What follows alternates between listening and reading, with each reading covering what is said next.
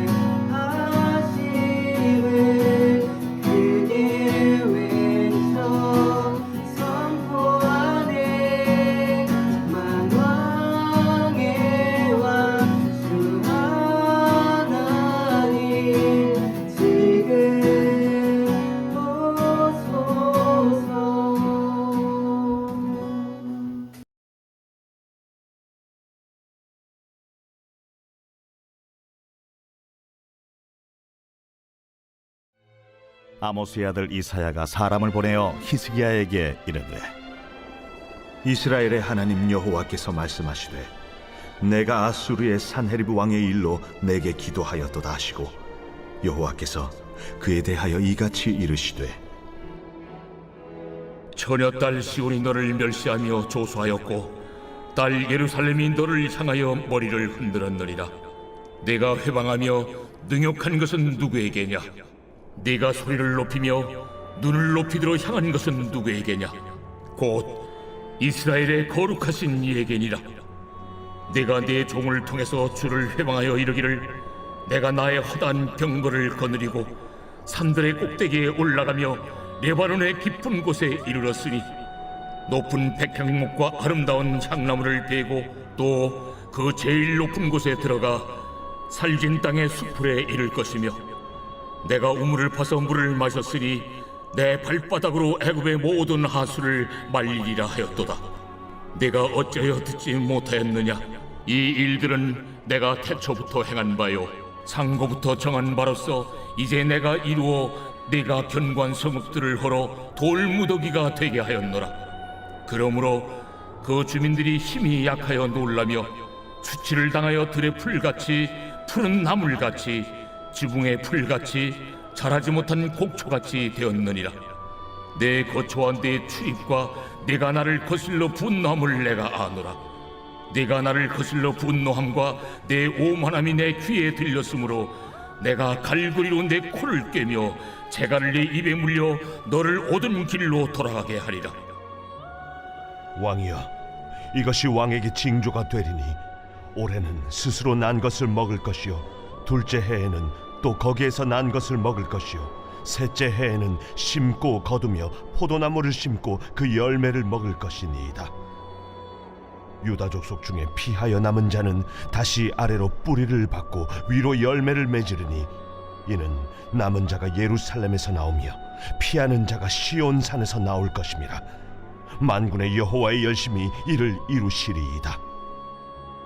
그가 이 성에 이르지 못하며 화살 하나도 이리로 쏘지 못하며 방패를 가지고 성에 가까이 오지도 못하며 흉벽을 쌓고 치지도 못할 것이요, 그가 오던 길 곧 그 길로 돌아가고 이 성에 이르지 못하리라. 나 여호와의 말이니라. 대저 내가 나를 위하며 내 종 다윗을 위하여 이 성을 보호하며 구원하리라. 여호와의 사자가 나가서 아수르 진중에서 18만 5천인을 쳤으므로 아침에 일찍이 일어나 본즉 시체뿐이라. 이에 아수르의 사네립 왕이 떠나 돌아가서 니느웨에 거주하더니 자기 신 니스록의 신전에서 경배할 때에 그의 아들 아드람멜렉과 사레셀이 그를 칼로 죽이고 아라랏 땅으로 도망하였으므로 그의 아들 에살핫돈이 이어 왕이 되니라. 오늘도 놀라운 하나님의 섭리와 전능하심을 보게 될 터인데요. 37장 5절에서 히스기야는 하나님이 모든 상황을 알고 계시리라 생각하여 이사야를 통해 하나님께 물었습니다. 자신이 직접 묻지 않고 이사야에게 기도를 부탁하였고 이사야는 두려워하지 말라는 하나님의 말씀을 전달합니다. 그러나 오늘 21절을 보면 이사야는 이스라엘의 하나님께서 응답을 주신 것은 히스기야가 기도했기 때문이라는 것을 알려줍니다. 21절 말씀을 읽으시겠습니다. 내가 아수르의 사네립 왕의 일로 내게 기도하였도다 하시고, 히스기야가 하나님께 직접 기도를 하고 히스기야의 기도를 들으신 하나님이 곧바로 응답하십니다. 히스기야가 믿음의 길을 받아들이고 하나님께 기도를 드리니 하나님이 히스기야에게 말씀할 수 있는 문이 열리게 된 것입니다. 두 가지는 서로 연결되어 있습니다. 네가 내게 기도하였기 때문에, 그리고 여호와께서 이같이 이르시되, 21절 22절에 말씀하고 있습니다. 히스기야는 사네립이 여호와 하나님을 모욕하고 택한 백성을 조롱한 것을 하나님께 아뢰입니다. 22절을 보시면 아수르에게 위협당하고 있는 연약한 처녀딸 시온은 미래에 교만한 왕 사네립을 경멸하고 조롱하게 될 것을 예언합니다. 사네립이 지금은 예루살렘을 경멸하고 비웃지만 상황은 역전될 것입니다. 처녀딸 시온, 예루살렘이 지금은 약하지만 여호와 하나님께서 예루살렘 편에 계시니 예루살렘이 아수르를 멸시할 수 있고 머리를 흔들 수 있다, 조롱할 수 있는 것입니다. 하나님이 우리와 함께 계시니 우리도 우리 원수를 향하여 조소하고 머리를 흔들 수 있습니다. 아수르가 이같이 멸시를 당하게 되는 이유는 그 나라가 이스라엘의 거룩하신 여호와 하나님을 너무나 멸시하였기 때문입니다. 23절을 보시면 사네립은 거룩하신 하나님을 모독하였습니다. 내가 회방하며 능욕한 것은 누구에게냐?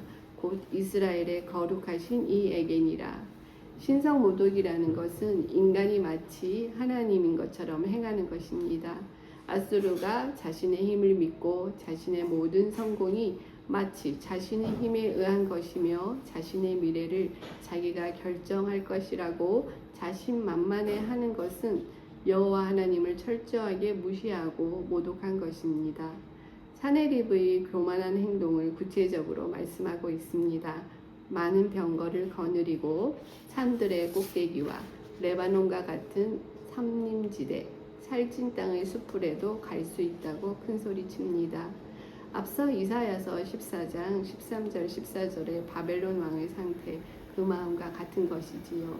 내가 네 마음에 이르기를 내가 하늘에 올라 하나님의 묵별 위에 내 자리를 높이리라. 내가 북극 지폐의 산 위에 앉으리라. 가장 높은 구름에 올라가 지극히 높은 이와 같아지리라 하는도다. 25절 말씀을 보시겠습니다. 내가 우물을 파서 물을 마셨으니 내 발바닥으로 애굽의 모든 하수를 말리리라 하였도다. 물이 귀한 지역에서 내가 우물을 파서 물을 마시게 해주겠다고, 나일강과 같은 강을 마르게 하여 애굽 사람들을 괴롭히겠다고 장담합니다. 교만한 말입니다. 24절과 25절은 사네립의 자기 자랑입니다. 사네립이 마치 본인이 하나님이 된 것처럼, 전능자가 된 것처럼 교만합니다. 내가 나의 허다한 병거를 거느리고 내가 내 발바닥으로 라고 표현합니다. 내가 강조되고 있습니다. 하나님께서 사네립에 대해 26절에 말씀하시는 것을 보면 네가 어찌하여 듣지 못하였느냐? 사네립은 하나님을 알지 못하여 하나님 앞에서 자신이 어떠한 모습인지를 알 수가 없습니다. 하나님의 주권과 목적에 따라 아수르를 사네립을 쓰시는 것임을 전혀 알지 못하여 자신을 높이고 교만한 자리에 이르러 있습니다. 기고만장하고 본인은 하지 못할 일이 없다고 말하고 있습니다. 하나님을 모르는 것입니다. 하나님은 하나님의 목적에 따라 사네립도 쓰시고 아수르도 쓰십니다. 남유다를 바로 잡기 위해 견책하기 위함입니다. 쓰인다고 해서 자신의 쓰이는 한계와 목적을 벗어나면 하나님은 그것도 다스리십니다. 26절에 이 일들은 내가 태초부터 행한 바요 상고부터 정한 바로서 이제 내가 이루어 내가 견고한 성읍들을 헐어 돌 무더기가 되게 하였노라 말씀하고 있습니다. 산과 골짜기, 아름다운 나무와 비옥한 땅, 우물, 강물 모두 하나님께서 태초로부터 직접 조성하신 것입니다. 하나님은 이 일을 상고로부터 정한 바라고 말씀하십니다. 징계하기 위하여 아수르를 사용하셨기 때문에 아수르 군대가 가는 곳마다 견고한 성이 무너졌고 그 거민들의 힘이 약해진 것뿐입니다. 상고가 언제입니까? 우리가 인지하는 시간 밖에서 일어난 일입니다. 우리의 시간 안에서 이해하기 어려운 일입니다. 믿음으로 그 세계를 보고 나의 삶에 들여놓을 때 볼 수 없는 것을 보게 하시고 알 수 없는 것을 알게 되는 것입니다. 지금 내 삶의 모습이 전부가 아니라는 것, 안다고 하나 모르는 것입니다. 상고로부터 정한 바, 우리가 성령에 의지해서 깨달을 수 있기를 바랍니다. 믿음으로 받아들여 하나님께 기도드리고 하나님께서 우리에게 말씀하실 때 듣게 하여 주시고 깨닫게 되기를 바랍니다. 27절에서 29절을 보면 주민들이 약하여 놀라고 수치를 당합니다.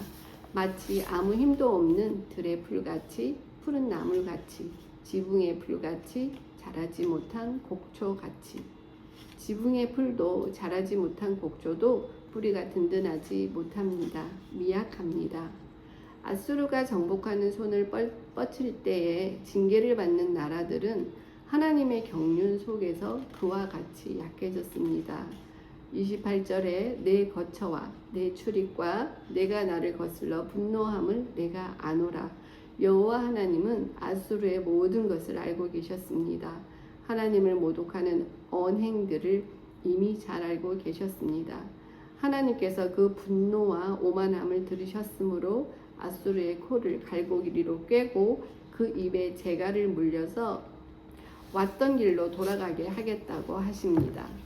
그러나 주권자의 신실하심은 얼마나 자비로운지요. 30에서 32절을 보시면 하나님은 미래의 일을 히스기야에게 징조로 제시하십니다. 실제로 그 일이 성취되면 하나님이 어떠한 분인지가 명확해질 것입니다. 이 미래의 약속이 징조로 작동하기 위해서는 히스기야의 전적인 신뢰가 필요합니다. 올해는 스스로 난 것을 먹을 것이요 둘째 해에는 또 거기에서 난 것을 먹을 것이요 셋째 해에는 심고 거두며 포도나무를 심고 그 열매를 먹을 것이니이다. 올해와 둘째 해에는 전쟁으로 농사를 하지 못하여 들에서 저절로 자란 곡식을 먹게 되나 3년째에는 정상적인 농경 생활이 이루어져 파종한 것의 결과물을 먹게 된다는 것입니다.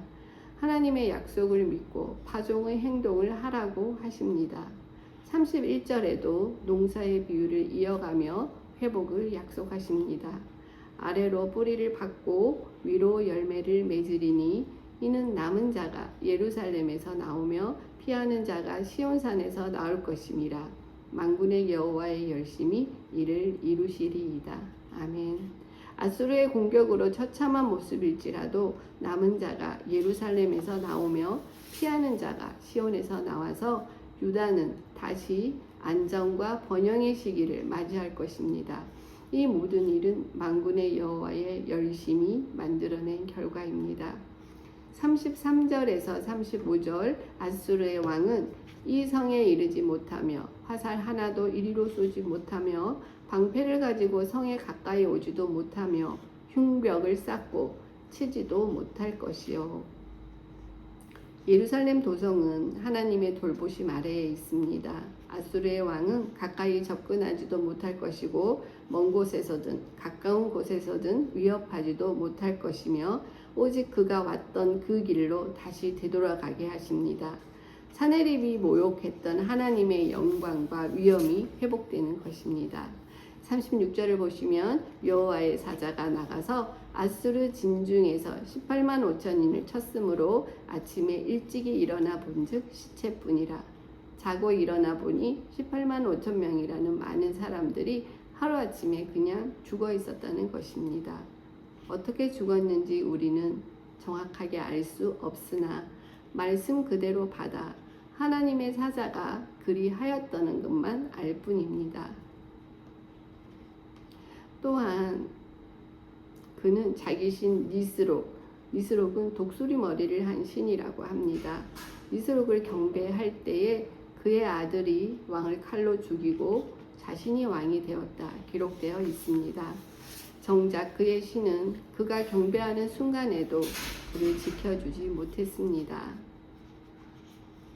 이제 오늘 말씀을 생각하며 상고부터 작정된 그 일에 믿음으로 나아가 나라와 교회 또 다른 이들을 위하여 기도드리시는 시간을 가지겠습니다.